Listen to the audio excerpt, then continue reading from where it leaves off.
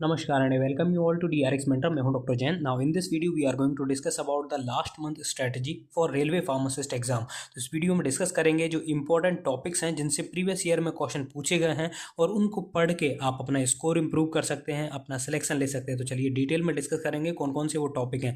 चलिए स्टार्ट करते हैं. बट उससे पहले यदि आपने चैनल को सब्सक्राइब नहीं किया तो चैनल को सब्सक्राइब कर लीजिए सो दैट आपको फार्मेसी से रिलेटेड जितनी भी इंपॉर्टेंट अपडेट्स है वो मिलती रहेगी.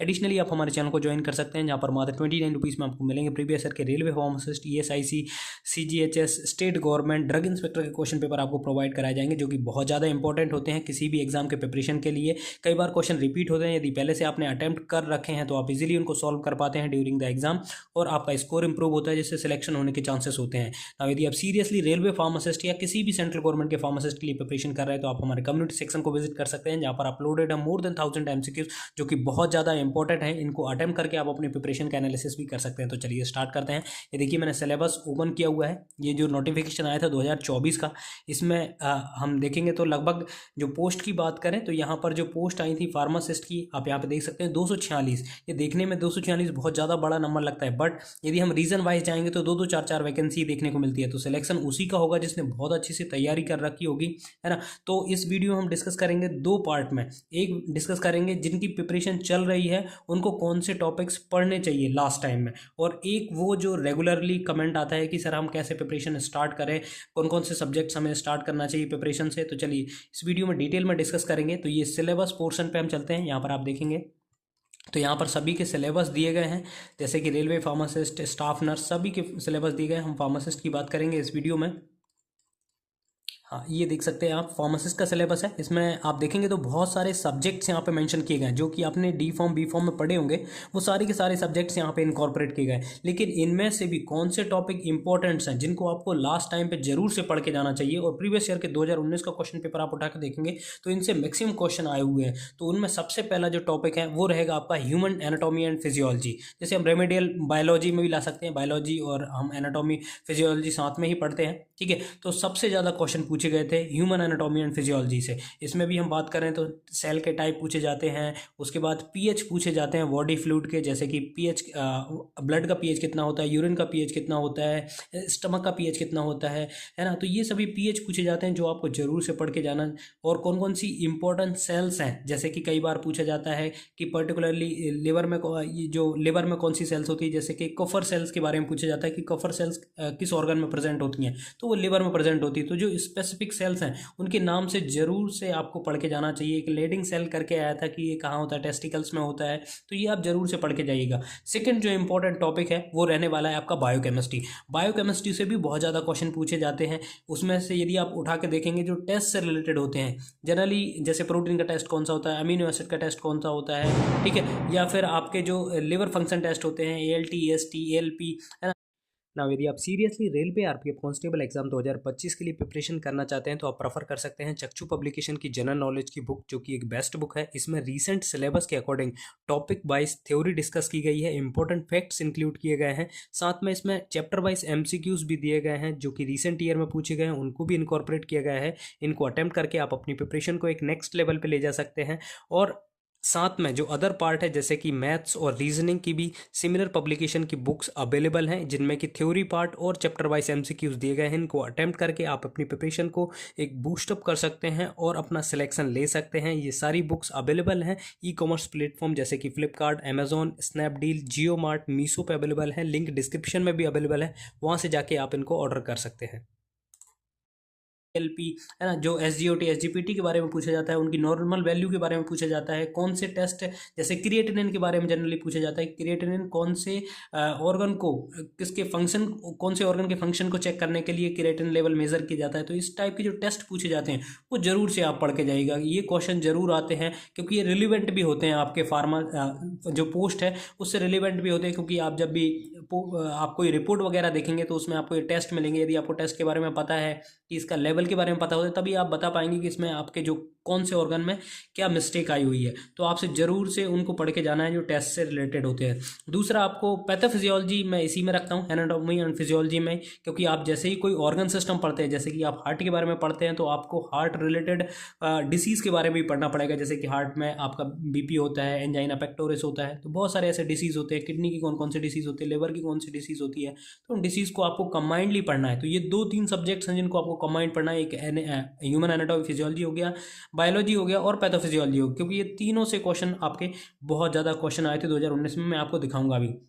नेक्स्ट आपका जो सब्जेक्ट है वो है फार्माकोलॉजी।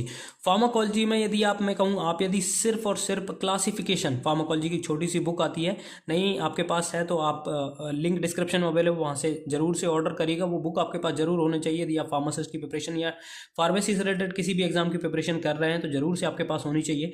उस बुक में क्लासिफिकेशन दिया हुआ है, तो आप क्लासिफिकेशन जरूर पढ़ के जाइएगा, क्योंकि क्लासिफिकेशन से आपके 2 चीज़ कवर हो जाएगी। एक तो आपका ड्रग्स कवर हो जाएंगी, दूसरा उसका मैकेनिज्म ऑफ एक्शन कवर हो जाएगा। क्योंकि जो लेटेस्ट वाली फार्माकोलॉजी की क्लासिफिकेशन बुक आई हुई है उसमें क्लासिफिकेशन जो दिया गया है वो मॉलिक्यूलर मैकेनिज्म के अकॉर्डिंग ही दिया गया है, तो आपके दोनों चीज़ कवर हो जाएंगी। फिर आपको थर्ड जो पढ़ना पड़ेगा वो आपको थोड़ा सा पढ़ना पड़ेगा कि जो एडवर्स इफेक्ट होते हैं, है ना, जो नॉन एडवर्स इफेक्ट, जैसे स्टीवन जॉनसन सिंड्रोम हो गया, तो इन रे सिंड्रोम हो गया, रेडमैन सिंड्रोम हो गया, ठीक है, ग्रे बेबी सिंड्रोम हो गया। तो इस टाइप के जो नॉन एडवर्स इफेक्ट होते हैं वो जनरली आपको पूछे जाते हैं, उनको पढ़ के जाइएगा। सेकंड जो क्वेश्चन जो टॉपिक है वो मिलेगा आपको फार्माकोग्नोसी से। फार्माकोग्नोसी भी बहुत सारे क्वेश्चन पूछे जाते हैं, तो जरूर से आप पढ़ के जाइएगा। इसमें भी जो एक टॉपिक है एल्केलॉइड का, तो वो जरूर से पढ़ के जाइए। 2019 में बहुत सारे क्वेश्चन आए थे एल्केलॉइड से। एल्केलॉइड केमिकल कंस्टिट्यूएंट के बारे में या फिर उसके रिंग के बारे में पूछा जाता है, उसके केमिकल टेस्ट के बारे में पूछा जाता है कि कौन सा टेस्ट आइडेंटिफाई करने के लिए जनरली यूज़ किया जाता है ना। तो बहुत 8-10 टेस्ट हैं जो कि आपके एल्कलॉइड कैटेगरी में है, उनको जरूर से आप पढ़ के जाइएगा। उसमें कौन सा कलर डेवलप होता है या रिएजेंट का नाम क्या होता है वो जनरली पूछे जाते हैं, वो जरूर से आप पढ़ के जाइएगा। और जो सबसे ज़्यादा इंपॉर्टेंट टॉपिक मुझे लगता है किसी भी फार्मासिस्ट एग्जाम या ड्रग इंस्पेक्टर में, वो पूछा जाता है ज्यूरिस्प्रूडेंस से। सिंपल क्वेश्चन होते हैं, आपको बस कुछ नहीं, आपको एक्ट पढ़ने हैं, उनके ईयर पढ़ने हैं कि फार्मेसी एक्ट कब आया था, drug and magic remedy act कब आया था, ठीक है, ड्रग एंड कॉस्मेटिक एक्ट कब आया था, फार्मेसी एक्ट कब आया था, पॉइजन एक्ट कब आया था। तो ये एक्ट पढ़ना है और उनके जो ईयर है उनको याद रखना है, ठीक है। जैसे कि ड्रग एंड कॉस्मेटिक एक्ट है 1940, तो ऐसे जो एक्ट हैं उन 1919 में पॉइजन एक्ट आया था, तो ये आपको पढ़ के जाना है। तो इससे क्या होगा कि आपके सिंपल से क्वेश्चन आते हैं। दूसरा ये क्वेश्चन आते हैं आपके शेड्यूल से, ठीक है। शेड्यूल के बारे में पूछा जाता है कि पी शेड्यूल क्या होता है, पी शेड्यूल के बारे में बहुत ज़्यादा पूछा गया है। उसके बाद ओ शेड्यूल के बारे में, जैसे कि आपका डेटॉल किस कैटेगरी में आता है, तो डिसइंफेक्टेंट कैटेगरी में आता है, शेड्यूल ओ में आता है। तो आपको 2 ही चीज़ पढ़ने हैं, एक शेड्यूल पढ़ना है और इसके ईयर पढ़ने हैं, और कौन सा एक्ट किस ईयर में आया था वो पढ़ना है आपको। इससे अलावा इसके बाहर कुछ भी नहीं पढ़ना है आपको। इजीली क्वेश्चन आप अटेम्प्ट कर पाओगे। नेक्स्ट जो टॉपिक आपको पढ़ना है वो फार्मेसी प्रैक्टिस, जिसमें डिस्पेंसिंग पार्ट होता है, इस है ना, जो लेटेंट टर्म्स जनरली पूछे जाते हैं। लेटेंट टर्म्स आपको जरूर से पता होने चाहिए, बहुत ज़्यादा पूछे जाते हैं क्वेश्चन पेपर में, तो लेटेंट टर्म्स जरूर से कवर करके जाइएगा। बायोफॉर्म आप थोड़ा सा पढ़ के जाइएगा कि AUC क्या होता है। उसके बाद जो ADME से मोस्टली जो आपका इंपॉर्टेंट टॉपिक है वो है ADME, जो आप और ये एब्जॉर्प्शन वाला है, ड्रग एब्जॉर्प्शन के जो डिफरेंट मैकेनिज्म है वो टॉपिक जरूर से पढ़ के जाइएगा। तो ये हो गया उनके लिए जिनकी प्रिपरेशन अच्छी चल रही है, उनको सिर्फ ये टॉपिक्स लास्ट टाइम में जरूर पढ़ के जाना है। अब सेकंड उनके लिए जो प्रिपरेशन स्टार्ट करना चाहते हैं, देखिए प्रिपरेशन स्टार्ट करने के लिए सबसे अच्छा होता है कि आप प्रॉपरली एक सब्जेक्ट उठाइए। लगभग 6 से 8 महीने लगेंगे आपको प्रिपरेशन करने के लिए। पर्टिकुलर सब्जेक्ट उठाइए, उसके नोट्स प्रिपेयर कीजिए, अच्छी बुक प्रेफर करिए, सो दैट आपको प्रॉब्लम कहीं पे भी नहीं आएगी। और यदि आप खुद से सेल्फ स्टडी नहीं कर सकते, कोई कोचिंग इंस्टीट्यूट की हेल्प लीजिए, वो जीपेट की कोचिंग कराते हैं और जीपेट में ये सारे टॉपिक आपके कवर हो जाते हैं, तो आप वो भी कर सकते हैं। नहीं, यदि आपको कोचिंग करना है तो आप सेल्फ स्टडी भी कर सकते हैं, इजीली हो सकता है। आप एक एक टॉपिक उठाइए, उसके प्रॉपरली नोट्स बनाइए। देखिए नोट्स बनाने का एक मेजर एडवांटेज होता है कि यदि आपका रेलवे फार्मासिस्ट में सिलेक्शन नहीं होता है तो आपके पास ऑप्शंस बहुत ज़्यादा रहते हैं कि आपको, जैसे आपके नोट्स प्रिपेयर हुए हैं, जैसे DSSB का क्वेश्चन आने वाला है, पेपर आएगा, उसके बाद फिर ESIC में भी देखने को मिल सकती है, ठीक है। तो ऐसे बहुत जगह वैकेंसी, आपको स्टेट गवर्नमेंट के बहुत सारे फॉर्म निकले हुए हैं, तो कम से कम आपको फिर से बुक नहीं पढ़ना पड़ेगा, आपको जस्ट आपके नोट्स रिवाइज करने पड़ेंगे, उनसे पढ़ के आप अपनी प्रिपरेशन कर सकते हैं, और जस्ट आपको एग्जाम में ही अपीयर होना है। फिर आपको डबल से स्टडी करने की या फिर रिगरसली बुक से पढ़ने की ज़रूरत नहीं रहेगी, एक बार आपने नोट्स बना लिए तो, ठीक है। तो आपको जो भी अब स्टार्टिंग से प्रिपरेशन करना चाहते हैं उनके लिए यही सजेशन है कि वो प्रॉपरली नोट्स बनाएं, अपनी स्टडी करें। नहीं कर सकते तो कोचिंग इंस्टीट्यूट की हेल्प लीजिए यदि आपको सिलेक्शन लेना है तो। नॉन टेक्निकल पार्ट पूछा जाता है, तो नॉन टेक्निकल पार्ट में मैं ये कहूँगा कि लास्ट ईयर का आप जो जनरल नॉलेज है, जैसे कि अब तो जनरल नॉलेज हो गया, जो करंट अफेयर है 1 साल का वो आप रिवाइज करके जाइए, क्योंकि उससे मेजर क्वेश्चन जैसे कि स्पोर्ट्स के इवेंट होते हैं या फिर आपके नोबेल प्राइज से या कोई प्राइज़ होता है उससे क्वेश्चन बनते हैं, तो यदि आपने 1 साल का प्रीवियस ईयर का करंट अफेयर पढ़ा हुआ है तो आप इजीली सॉल्व कर पाएंगे। ठीक है, आई होप ये इन्फॉर्मेशन आपको अच्छी लगी होगी। अच्छी लगी तो प्लीज़ सब्सक्राइब करिए, वीडियो को लाइक करिए, शेयर करिए एंड कमेंट करिए। Thank you. ना यदि आप seriously railway RPF constable exam 2025 के लिए प्रिपरेशन करना चाहते हैं तो आप प्रेफर कर सकते हैं चक्षु पब्लिकेशन की जनरल नॉलेज की बुक, जो कि एक बेस्ट बुक है। इसमें रीसेंट सिलेबस के according topic wise theory discuss की गई है, इंपॉर्टेंट फैक्ट्स इंक्लूड किए गए हैं, साथ में इसमें चैप्टर वाइज एमसीक्यूज भी दिए गए हैं जो कि रिसेंट ईयर में पूछे गए हैं, उनको भी इनकॉर्पोरेट किया गया है। इनको अटेम्प्ट करके आप अपनी प्रिपरेशन को एक नेक्स्ट लेवल पर ले जा सकते हैं।